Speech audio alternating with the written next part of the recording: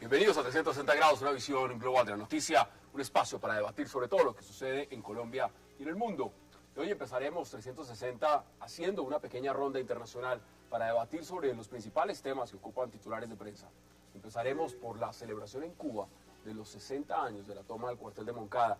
Luego pasaremos a la primera megaciudad de los Estados Unidos en bancarrota, Detroit. También hablaremos de los cargos en contra del derrocado presidente egipcio Mohamed Morsi. Y cerraremos hablando, por supuesto, de Edward Snowden. Todos esos temas en Agenda Internacional esta noche en 360. Y no se muevan, que ya en segundos le damos la bienvenida a nuestros invitados.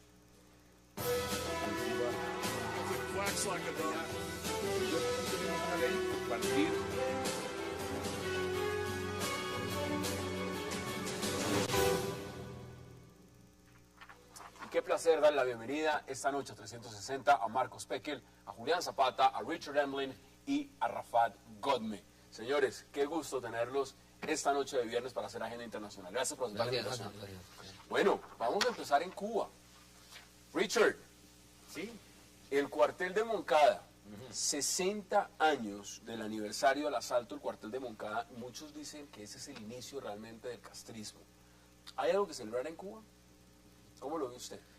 Hay algo que celebrar en el sentido de que yo creo que Raúl sí está implementando unos cambios importantes, particularmente ya con el tema de la juventud, está abriendo como está dando una visión a Cuba de más inversión extranjera. Yo creo que, bueno, el país en sí se mantiene con una especie de limbo económico, pero sí hay una apertura de alguna forma en el mensaje que Raúl está mandando a la juventud. Eso es lo que se está como interpretando, como diciendo, mira, eso pasó hace 60 años, estamos abriendo una etapa nueva, ustedes son el futuro, y como un mensaje como más de conciliación a la juventud. Eso es lo que yo estoy viendo, pero no estoy viendo mucho más que en cambio no.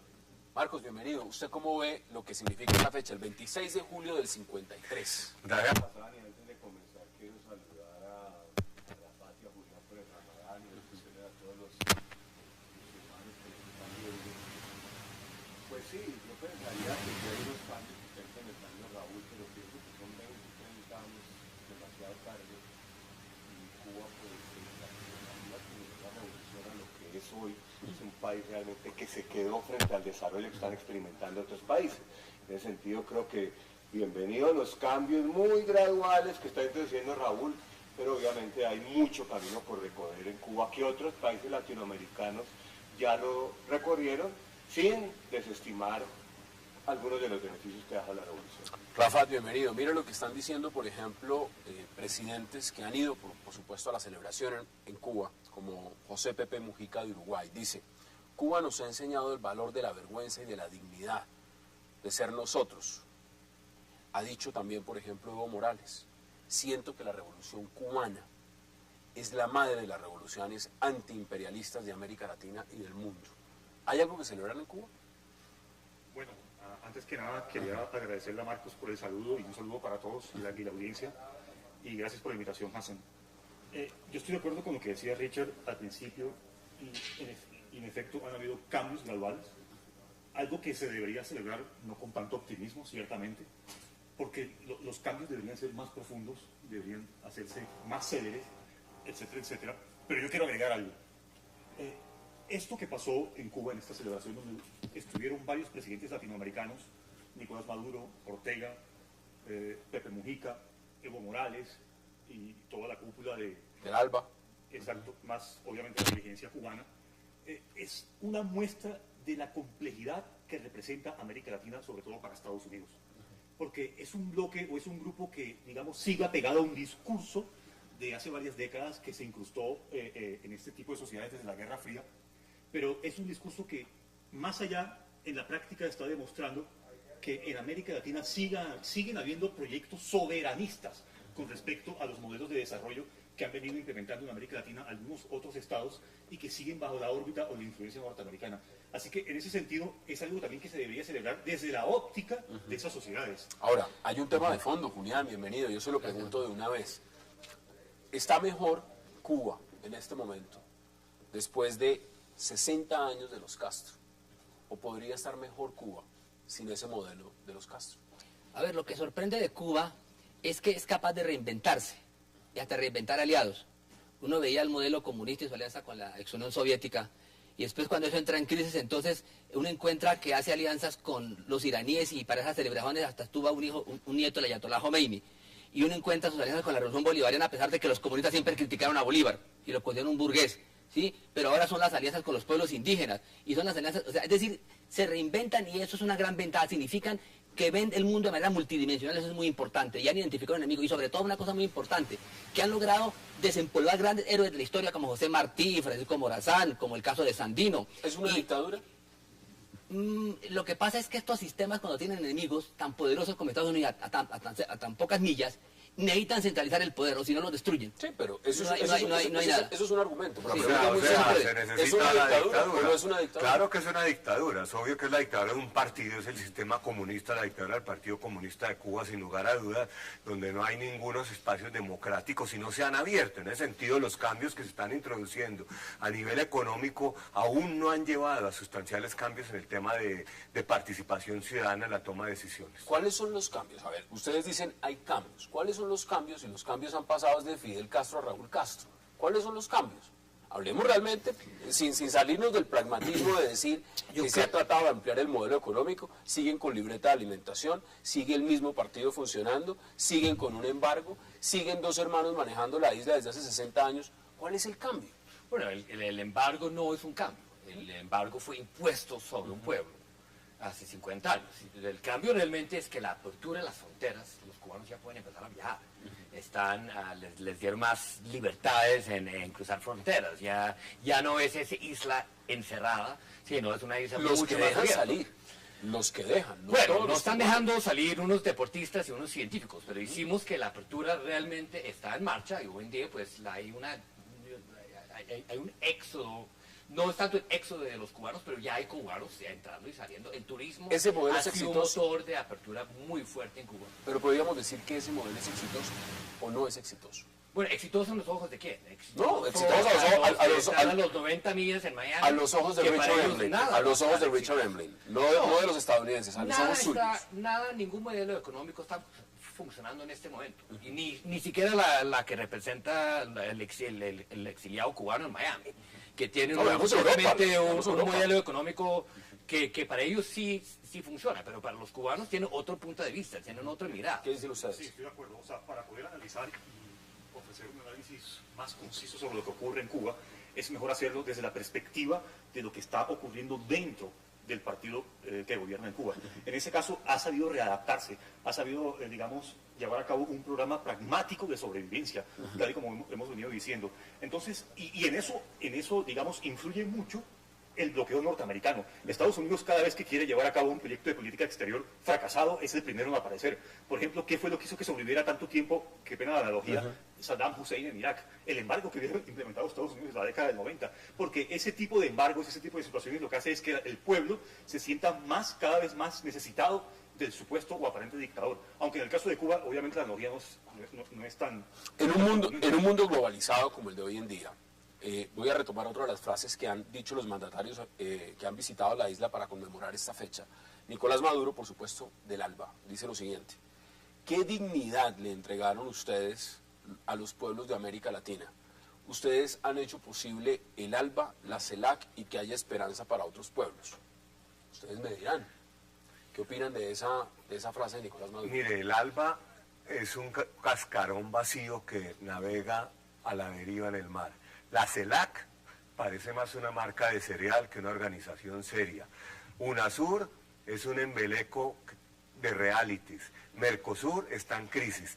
Entonces, estamos hablando de consignas vacías que utilizan estos mandatarios tratando de reflejar una política antiimperialista, pero que no pasa más allá de la retórica. Es una política vacía.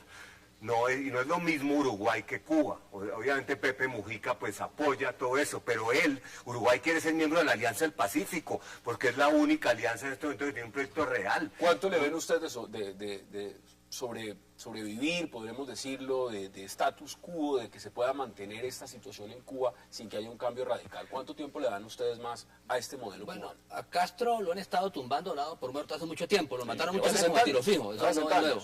Y eso ha pasado con la revolución de Miquelani y otras revoluciones que le han dado por muertas apenas empezaron a nacer. No, esto tiene un proceso porque se pueden adaptar a los tiempos y esa es la ventaja de Castro. Castro es un hombre de mente universal y es un personaje bastante dialéctico que permite entender dónde avanzar, dónde retroceder, hacer cambios de frente, como se habla en el fútbol. Es muy hábil, van a estar mucho tiempo, sobre todo porque tiene aliados que cada día van a ser más fuertes. Resúmamelo en una palabra. ¿Usted este modelo lo ve exitoso, sí o no? Estos modelos no es que sean exitosos, es que son menos peores que los otros, que los capitalistas. ¿Usted qué opina? Yo creo que tiene cosas buenas, pero que se quedó muy retrasado y hoy en día es un modelo malo. ¿Qué dice usted? Tiene buena capacidad de supervivencia.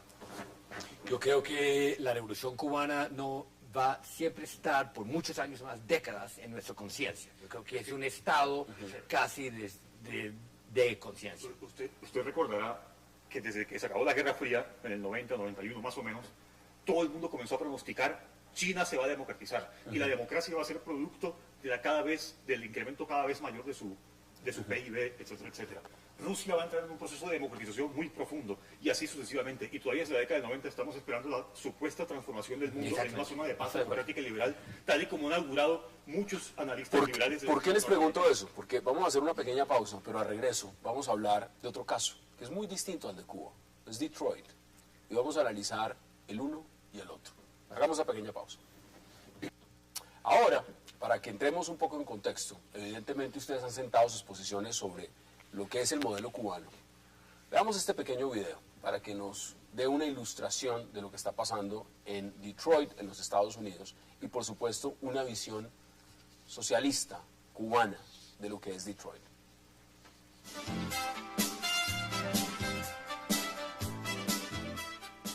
Los grandes medios repiten sin cesar la tesis del supuesto fracaso del sistema socialista de Cuba, pero jamás hablan de fracaso del sistema capitalista cuando mencionan la pobreza, el hambre, la criminalidad organizada o el analfabetismo en tantos lugares de América Latina. Mucho menos cuando los problemas económicos y sociales se dan en países tan poderosos como Estados Unidos. Allí, una de sus grandes ciudades industriales, Detroit, se ha declarado oficialmente en quiebra, con una deuda de más de 18.500 millones de dólares. Ocurre en los inmensamente ricos Estados Unidos, en el país que domina, explota y expolia a tantas naciones del mundo. En Detroit, antaño capital del motor y hoy capital del crimen, según el propio FBI, el 26% de las personas viven bajo el umbral de la pobreza. Hay 78.000 edificios abandonados. Como ejemplo del deterioro de los servicios públicos, solo un tercio de las ambulancias trabaja y el 40% de los servicios de iluminación no funcionan.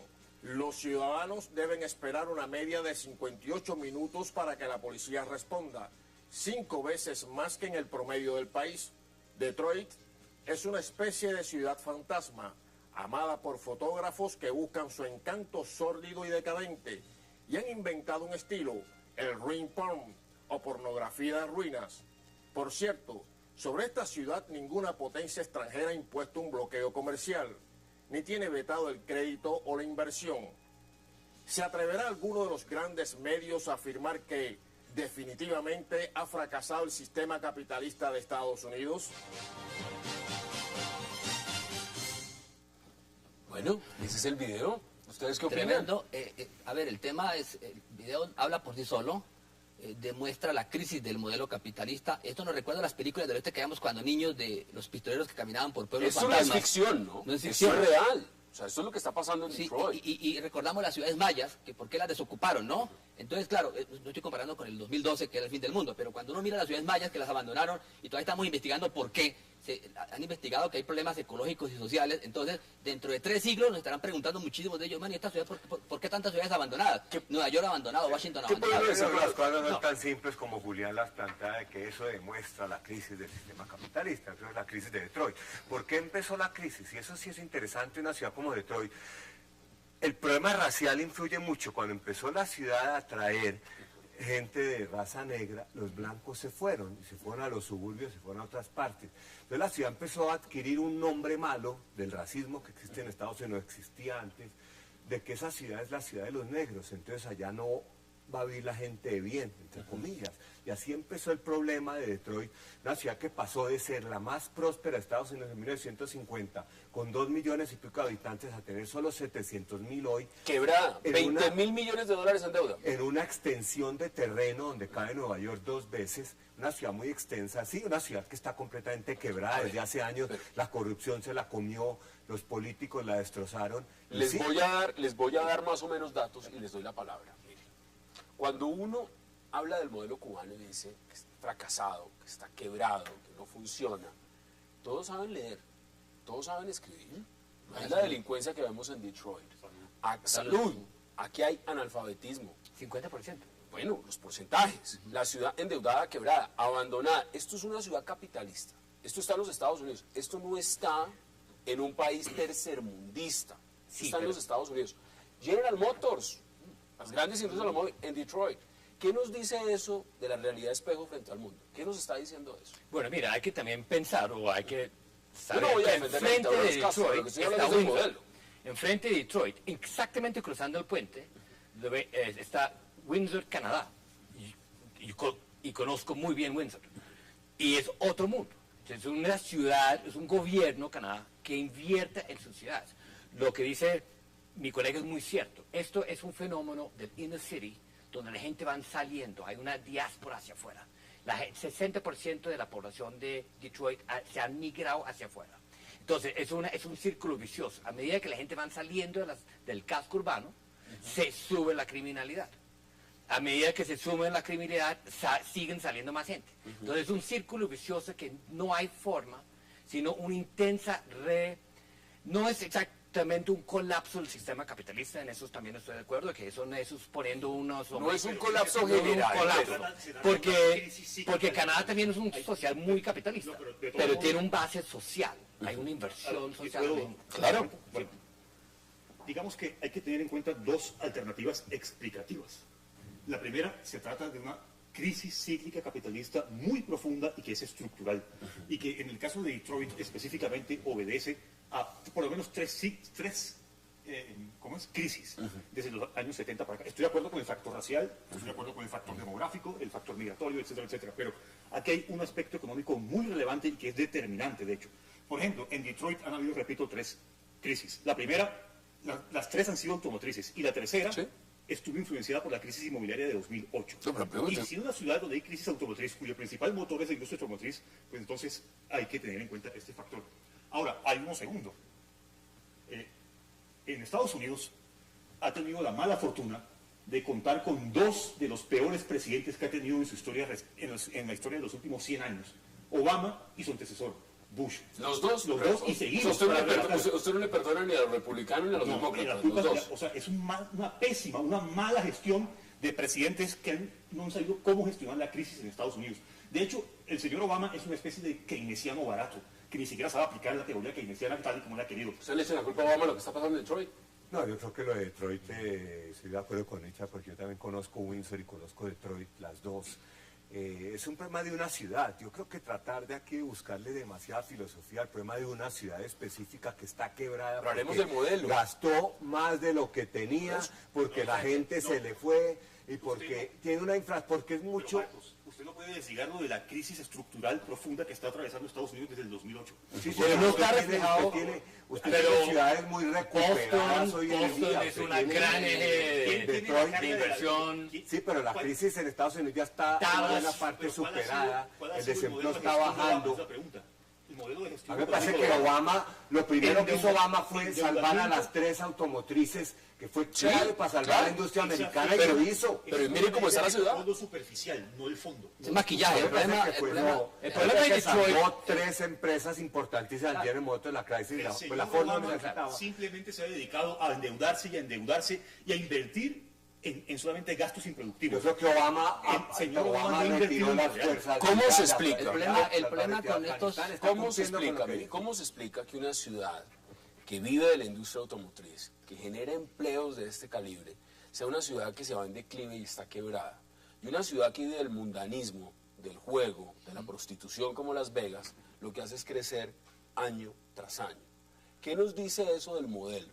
¿Qué nos dice eso del modelo? Porque eso no es un modelo... Pero tampoco uno puede decir que Las Vegas vive la prostitución. No lo estoy diciendo la posición Vive del los juego, casinos, vive el casino, sí, vive del el turismo. casino, vive Pero el han tenido juego. buenos administradores. El Bueno, problema es que hablemos del generan modelo. plata. Hablemos del yo, modelo. yo voy a los casinos, pongo $100 para ganar mil.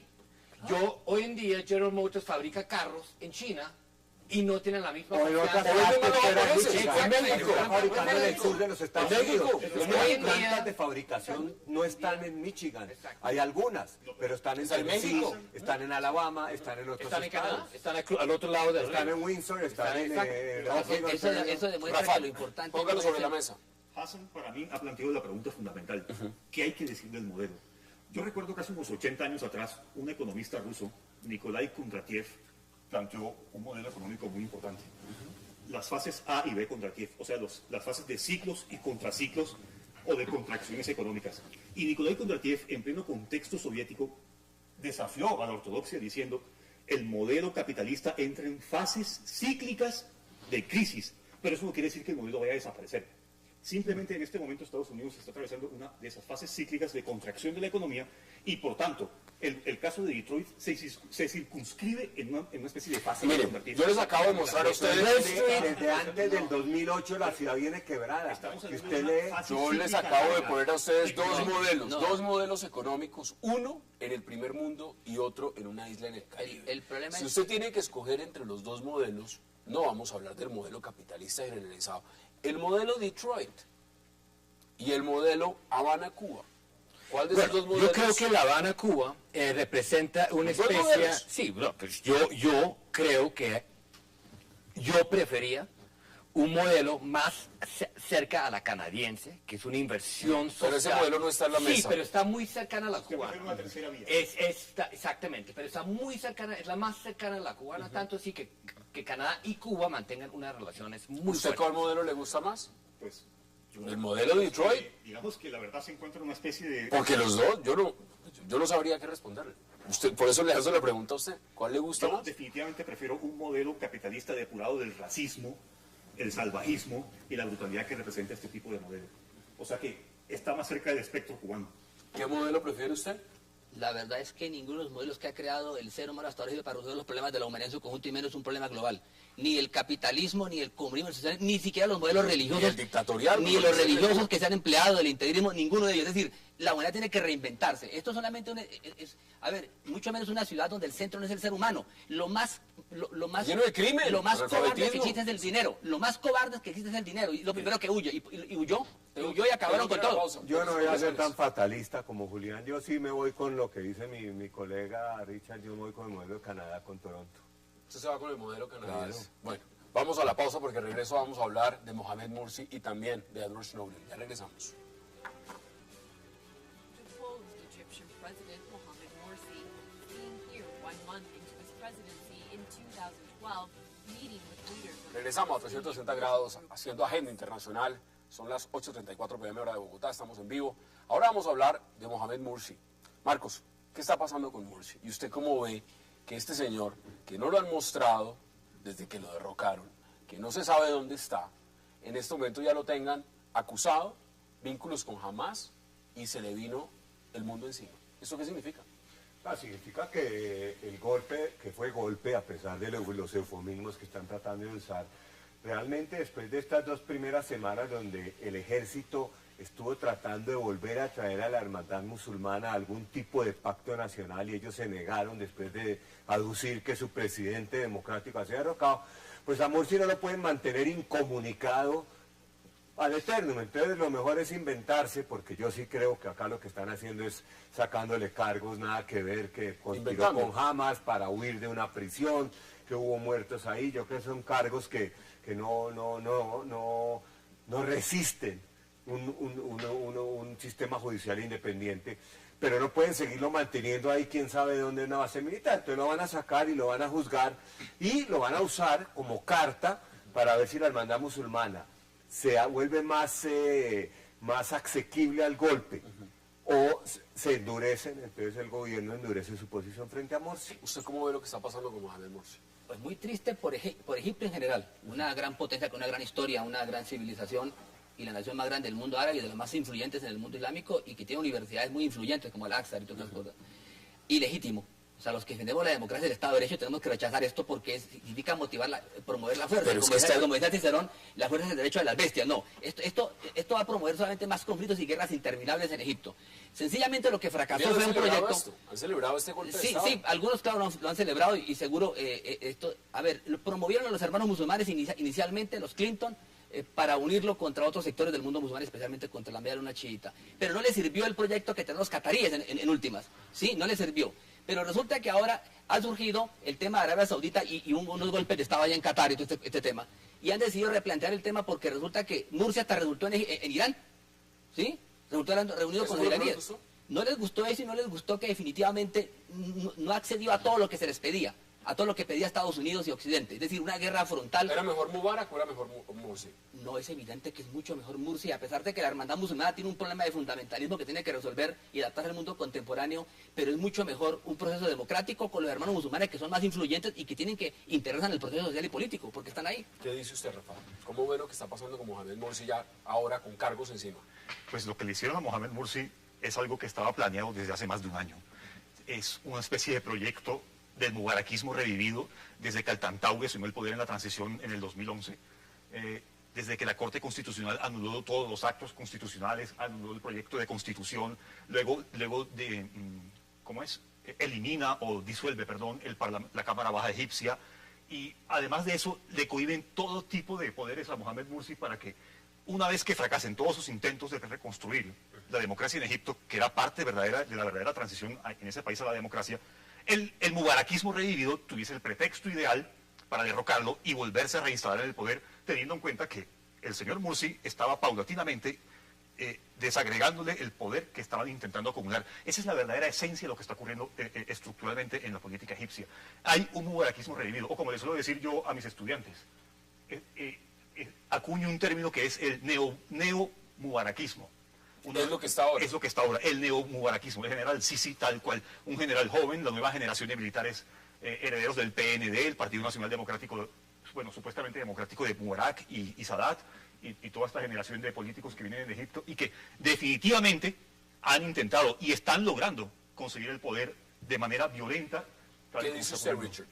Yo ¿Es un creo montaje que esto? yo estoy bastante de acuerdo en que los cargos como salen del contexto de lo que realmente está pasando en el Medio Oriente.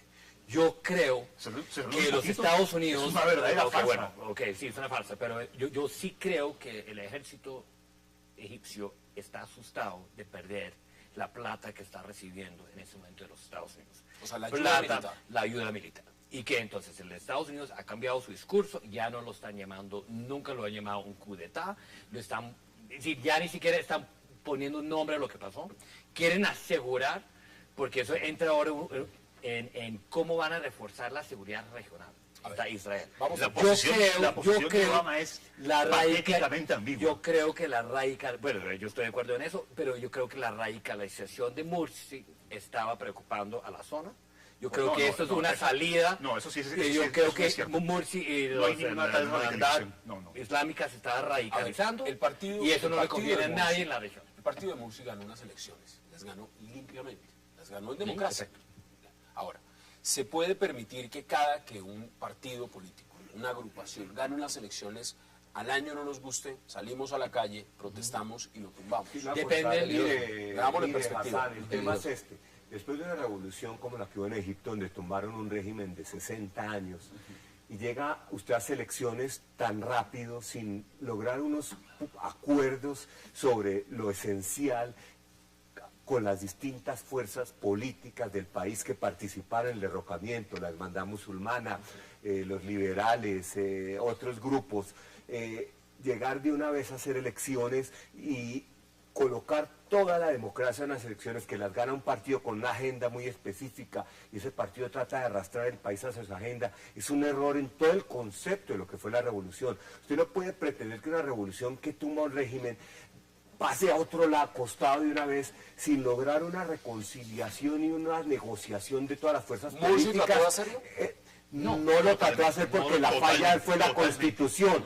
Totalmente. La Constitución era ese elemento que tenía que incluir las reivindicaciones de los distintos sectores en Y Egipto. estaban. Cuando No, no se no, tuvo, no, Marco, cuando la no. Constitución, momento, Rafa, cuando la Constitución fue pasada y sin un debate público suficiente y después un mes después de la Constitución salió del Comité Constitucional, se hizo un referéndum. ¿Qué dice usted? Usted así Que ocurre no todo lo puede contrario. construir un Estado nuevo y ahí estuvo el error. Ocurre todo lo contrario. En Egipto sí ha habido una tradición constitucional histórica y milenaria, que no haya sido escrita es otra cosa, que no haya sido profundamente democrática es también otra cosa. En segundo lugar, tampoco es cierto, y es muy exagerado pensar que el proyecto de la hermandad musulmana era un proyecto radical de islamización de Egipto. Eso tampoco estaba ocurriendo.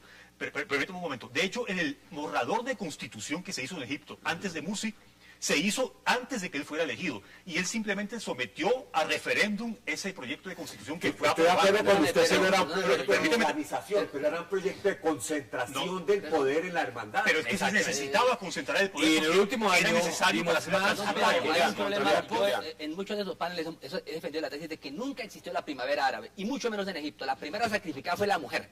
¿Sí? Se sacrificaban las minorías cristianas que son poderosas en Egipto, y las conozco. Se sacrificaban los grupos sufis.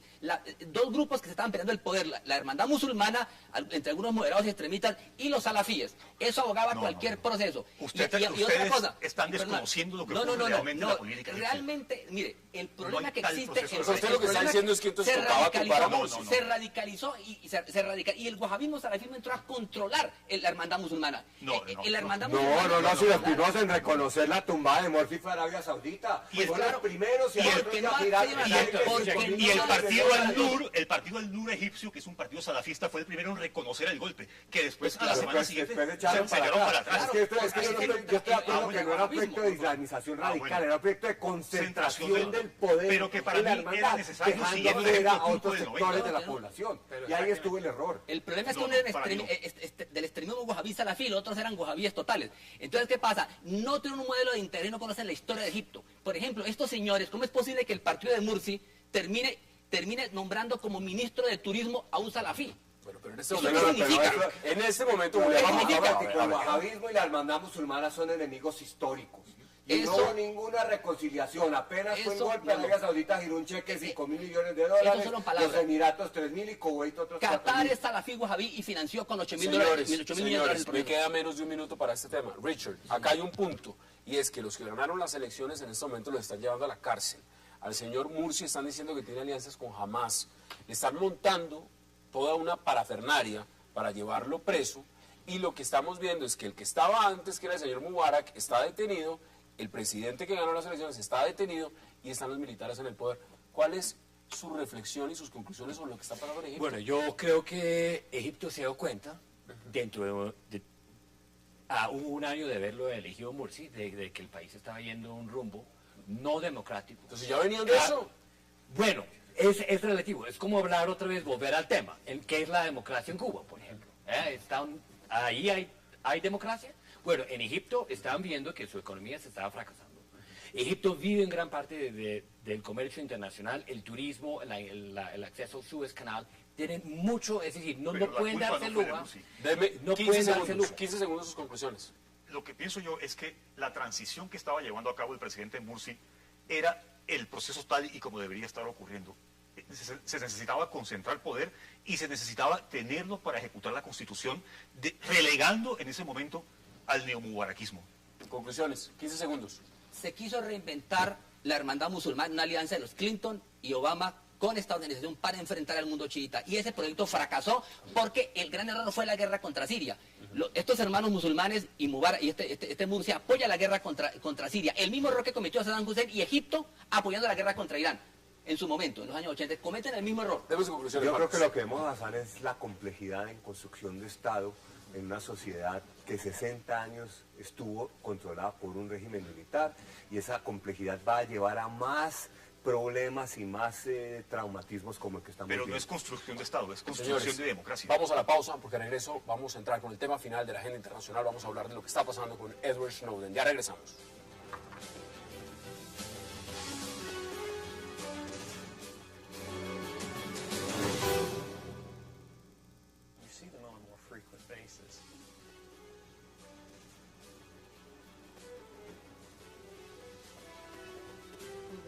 acusado de revelar programas de estudios para hallar asilo político a Snowden. Regresamos a 360 y ahora vamos a entrar con nuestro tema final, Edward Snowden.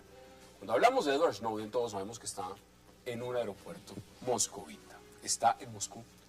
La gran pregunta, y lo que cambia el escenario, Richard, es lo que acaba de decir el señor Eric Holder, que está diciendo que el gobierno de los Estados Unidos analiza la posibilidad de que este hombre sea juzgado civilmente, ¿sí? Tendrá derecho a apelar y descartan la pena de muerte. ¿Cómo ve usted este escenario? ¿Usted cree en esas ofertas? Totalmente. Yo Si creo que regresa a los Estados Unidos, ellos si quieren, regresa. ellos ya anunciaron que le iban a que podría tener un pasaporte, que el pasaporte nunca fue revoked, sino que lo pueden Revocado, sí. revocado, que lo puede solicitar inmediatamente y lo tiene para regresar a Estados Unidos. Yo creo que ellos prefieren hablar ahora más pasito con Snowden, tratar de ganarle Más pasito lo tienen encerrado en un aeropuerto. Sí, pero hicimos no usar el Moscú. lenguaje fuerte, como asustarlo, para que termine en la selva de Venezuela. Para que termine Tiene como William que- Manning. para ¿Cómo que termina? vuelva. ¿Cómo Como termina? William Manning. Yo vi una como foto de los William Rosenberg. Manning y está Usted esposada. recordará el caso de los Rosenberg hace, no sé, Sí, como claro, el famoso caso. el famoso Sí, caso, 60. pena de muerte. ¿Cómo se está enjuiciando en este momento al señor William Manning? Que ustedes recordarán fue el que entregó los documentos a Julian Assange. Wikileaks. Es A un mí- juicio completamente sí, pero- secreto, Bradley Manning. a oscuras, nadie sabe qué es lo que está pasando con él. Entonces, yo la verdad no le creo al sistema judicial. ¿Usted no le cree al norteamericano. señor Eric Holder? No le creo al señor. Yo lo que creo es que va a ocurrir casi lo mismo que con William Manning. ¿Usted cómo lo ve? Este es un pulso entre Putin y Obama, Estados Unidos. Este es un personaje que fue, imaginen, dirigió las agencias secretas. Evo casi no llega a la paz. Sí, la KGB. Entonces, la verdad es que este es un pulso que lo va a ganar Putin, como va a ganar muchos más, porque Estados Unidos es una potencia en crisis. Y la verdad, sacarlo de allá va a ser muy difícil. Y con todos los amigos que tiene el mundo y es un héroe mundial, ¿qué van a hacer con un personaje Eso como es lo este? mismo. yo que va a estoy ganar Putin. completamente en desacuerdo con lo que estoy viendo Julián. Primero, no creo que Estados Unidos sea una potencia en crisis. Segundo, lo que sí creo es que Estados Unidos ha logrado cerrarle la puerta a Snowden en todas partes. Lo arrinconó. Porque es que hasta Maduro, que dice que lo recibe, yo quiero ver a Maduro cuando el señor le golpee la puerta, a ver si se la abre. O quiero ver a Evo, o quiero ver a Ortega. Nadie se la va a abrir en este momento. Y lo que le están ofreciendo a Snowden Obama ha es, fracasado no en lo vamos todos a los matar, frentes. lo vamos a Exacto. meter a cadena perpetua en una prisión de alta seguridad en Marion, Illinois. Allá Ahí se lo vamos queda. a meter. Por lo tanto, a Snowden se le cerraron todas las puertas. Seguro Este que- iba a entrar hasta a Rusia. Y no Hay entró más- a Rusia. Putin volvió a decir que no, que es que no le vamos a dar el permiso. Hay El más- señor se va a quedar en esa terminal. Y de esa terminal, al único sitio que podría salir, Es Estados Unidos. está una cárcel en Estados Unidos. Entonces hay que ver si el señor prefiere una silla en el aeropuerto de Moscú o una cárcel en Estados Ese es Unidos. el escenario que hay para Edward No, Snowden. pero en ningún caso. El señor Snowden ha recibido oferta de más de 30 países para ser asilado. Y yo estoy convencido de que es una propuesta de... Evo no se devuelve por él. Ninguno le Pero abre la gratis. puerta. Pero Yo- Corea del Norte, tal vez. ¿Y cómo llega a Corea del Norte? No, ¿Cómo no. llega? Cuéntenme ustedes cómo puede llegar del aeropuerto de Moscú a ¿Usted Corea cree del que Norte. Maduro quiere que Snowden llegue a Venezuela? Estoy seguro que lo va a recibir. ¿Cómo llega? Pues... Convencido tendrá que no. tendrá que usar algún vuelo, Hay vuelo vuelos a transpacífico. través de Teherán. Un Sukhoi, Tres veces a la un bombardero, semana. hay muchos barcos, barco, hay muchas ¿Quién va a formas de mandar el llegar. avión? ¿Quién se Hay, va a bueno, mandar? hay un vuelo comercial entre Teherán y Caracas con Irán 3 veces a la semana. En O sea, teoría, podría salir a En Venezuela. teoría. Ok. Sin pasar por aires europeos. Lo que hay de fondo, Hassan, es que el señor Obama ha fracasado en todos los frentes. El diplomático o el de política exterior, ha fracasado en el frente económico, ha fracasado en la recuperación de la economía norteamericana, en el techo A de la Richard deuda, lo veo muy- en la crisis fiscal. muy de acuerdo. El señor Obama es un intrigador, el señor Obama es un personaje tenebroso, cuyo método favorito es el asesinato. la verdad es que no ahora sí sabemos hay- lo que Así que, ahora sí así hay que ¿por qué tanta- habría que querer es que están al persiguiendo sistema ahora, norteamericano? sí, ahora bien, si Están hay tanta- persiguiendo a una persona la cual, es decir, ni siquiera con Julian Assange, lo que reveló Assange no cambió ni transformó el El mundo. caso para Snowden nada. es una Sí, prueba reveló de que ni los ciudadanos norteamericanos creen en su propio bultos de sistema. faxes y fotocopias de embajadas donde dice tal cosa, pero no cambió En nada. este momento, señor Sí. Marcos Peckel dijo lo siguiente. Dijo, las opciones que tiene son una silla en el asiento en el aeropuerto en Moscú o un tiquete de regreso a los Estados Unidos. O una cárcel en los Estados Unidos. ¿Usted cree que este hombre dónde va a terminar? Yo creo que va a terminar en Moscú. ¿Usted cree que se queda en Moscú? No, lo van a dar el asilo en Rusia, temporal. O sea, gana Putin. Y Putin O sea, el va a juego lo decir, gana mira, Putin. mira, exacto, deja para actuar como el gran humanitario. A decir, mira, nosotros podemos tener la banda rock Pussy Riot encadenados por 30 años por cantar en un Acaban de condenar a uno de los grandes opositores de Vladimir Putin, lo acaban de meter mira, preso. este pobre señor perseguido, él puede vivir aquí en un Lo que apartamento prueba que del Obama no estado tiene de ninguna Moscú. capacidad de liderazgo ni de gestión en el sistema internacional. Ni siquiera es capaz de convencer a Putin, que es aparentemente socio norteamericano, ni siquiera ha sido capaz de convencerlo que le envíe a este personaje que desde el sistema judicial norteamericano es un criminal. Eso sí hay que reconocerlo. Es un ¿Usted criminal. también lo ve quedándose en Moscú? Temporalmente sí. ¿Dónde lo ve usted? En Moscú. Yo pienso que en Moscú. O sea, Venezuela, Nicaragua, No, Venezuela eso no quiere. llega a pasar Es muy jamás. fácil vociferar que Claro. se venga para acá, pero no lo van a recibir ni en Venezuela ni en Nicaragua, y el señor Maduro lo último que quiere es que el señor Snowden le llegue allá. Mire, Rusia es el país más grande del mundo y el aeropuerto tiene más de 1.500 puertas.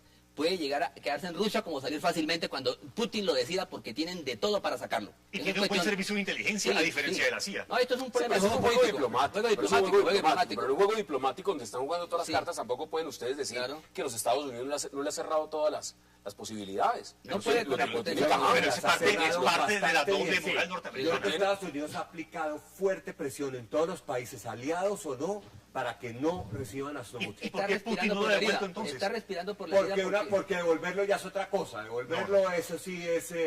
Si ha generado tanta Puede presión. ser que esté negociando la devolución de Snowden a cambio de algo. O sea, usted está hablando de Putin, un tipo siniestro que controla un país como Rusia. No más eso que es Obama, en fácil. todo caso. De pronto está negociando algo a cambio. Y el día que Estados Unidos Petróleo, que quiere, el gas. señor no tiene ningún inconveniente en montarlo en un avión y mandarlo.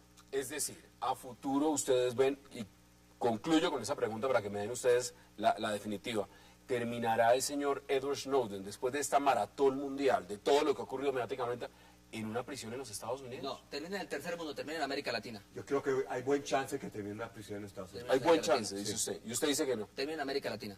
Usted dice que Posiblemente termina en Rusia o en China siguiendo divulgando información.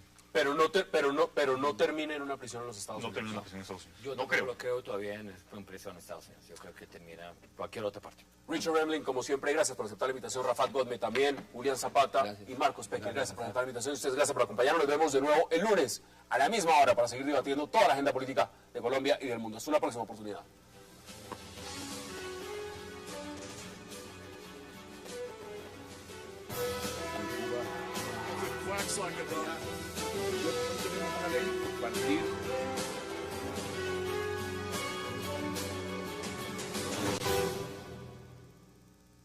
Presidentes que han ido, por supuesto, a la celebración en Cuba, como José Pepe Mujica de Uruguay, dice: Cuba nos ha enseñado el valor de la vergüenza y de la dignidad, de ser nosotros.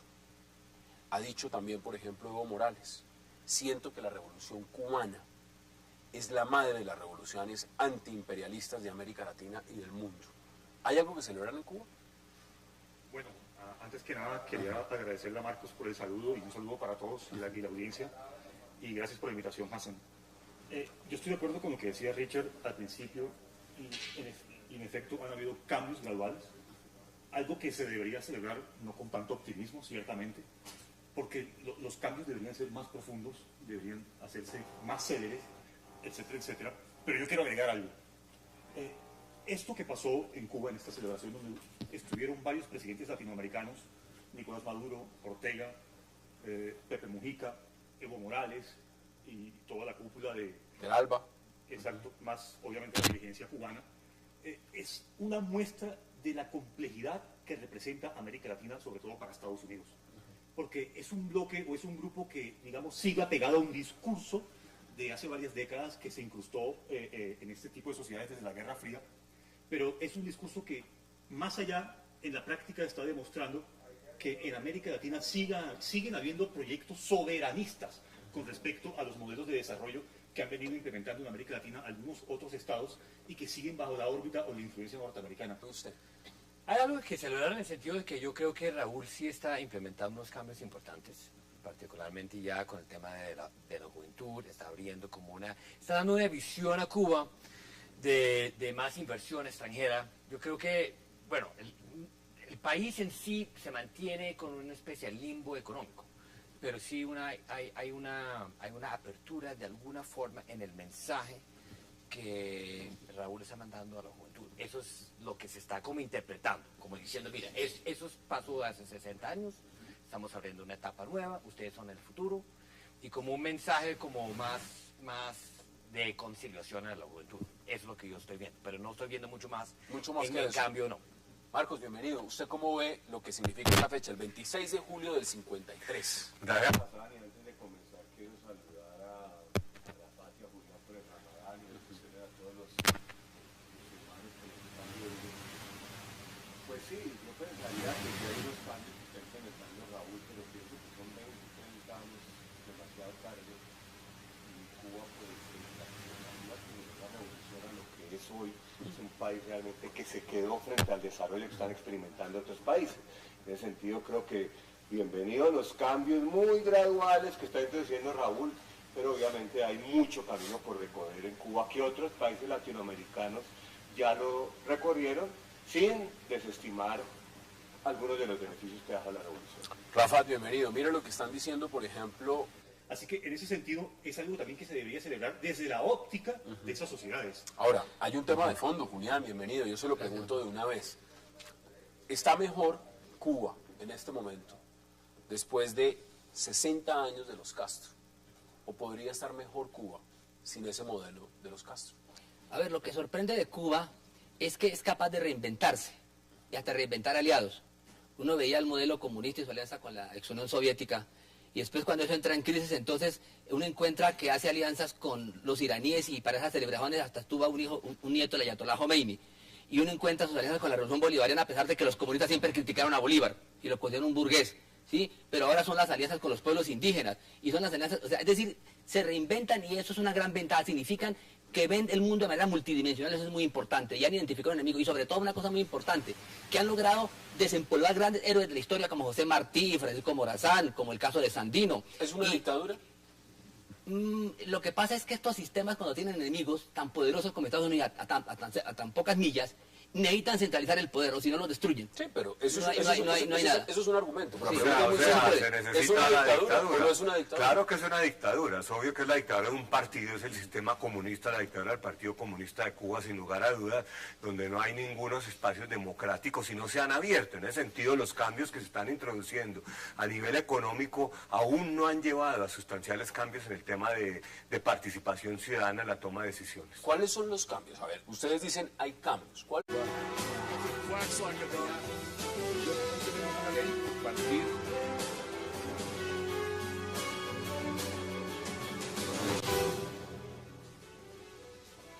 Bienvenidos a 360 grados, una visión global de la noticia, un espacio para debatir sobre todo lo que sucede en Colombia y en el mundo. Hoy empezaremos 360 haciendo una pequeña ronda internacional para debatir sobre los principales temas que ocupan titulares de prensa. Empezaremos por la celebración en Cuba de los 60 años de la toma del cuartel de Moncada. Luego pasaremos a la primera megaciudad de los Estados Unidos en bancarrota, Detroit. También hablaremos de los cargos en contra del derrocado presidente egipcio Mohamed Morsi y cerraremos hablando, por supuesto, de Edward Snowden. Todos esos temas en Agenda Internacional esta noche en 360 y no se muevan, que ya en segundos le damos la bienvenida a nuestros invitados.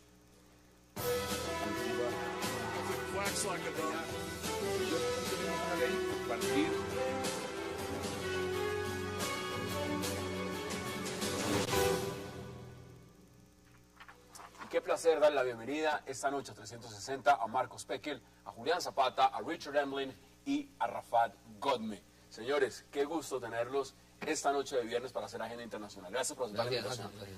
Bueno, vamos a empezar en Cuba. Richard, Sí. el cuartel de Moncada, 60 años del aniversario del asalto al cuartel de Moncada. Muchos dicen que ese es el inicio realmente del castrismo. ¿Hay algo que celebrar en Cuba? ¿Cómo lo ven? ¿Cuáles son los cambios? Y los cambios han pasado desde Fidel Castro a Raúl Castro. ¿Cuáles son los cambios? Hablemos realmente, sin salirnos del pragmatismo de decir que se ha tratado de ampliar el modelo económico, siguen con libreta de alimentación, sigue el mismo partido funcionando, siguen con un embargo, siguen dos hermanos manejando la isla desde hace 60 años. ¿Cuál es el cambio? Bueno, el embargo no es un cambio. El embargo fue impuesto sobre un pueblo hace 50 años. El cambio realmente es que la apertura de las fronteras, los cubanos ya pueden empezar a viajar. Les dieron más libertades en cruzar fronteras. Ya no es esa isla encerrada, sino es una isla Los mucho que más dejan abierta. salir. los que dejan. No Bueno, todos nos los están cubanos. dejando salir unos deportistas y unos científicos, pero hicimos que la apertura realmente está en marcha y hoy en día pues hay un éxodo, no es tanto el éxodo de los cubanos, pero ya hay cubanos ya entrando y saliendo. El turismo Ese modelo ha es sido un exitoso. motor de apertura muy fuerte en Cuba. Pero podríamos decir que ese modelo es exitoso o no es exitoso. Bueno, exitoso en los ojos de quién? No, exitoso a los- a los 90 millas en Miami. A los ojos de que para Richard ellos Emblin. nada A los ojos de está Richard exitoso. Emblin. No de los estadounidenses, a los Nada, ojos suyos. ningún modelo económico está funcionando en este momento. Y ni siquiera la que representa el exiliado cubano en Miami, que tiene No, veamos Europa, realmente veamos un Europa. modelo económico que para ellos sí funciona, pero para los cubanos tiene otro punto de vista, tienen otra mirada. ¿Qué dicen ustedes? Sí, estoy de acuerdo. O sea, para poder analizar y ofrecer un análisis más conciso sobre lo que ocurre en Cuba, es mejor hacerlo desde la perspectiva de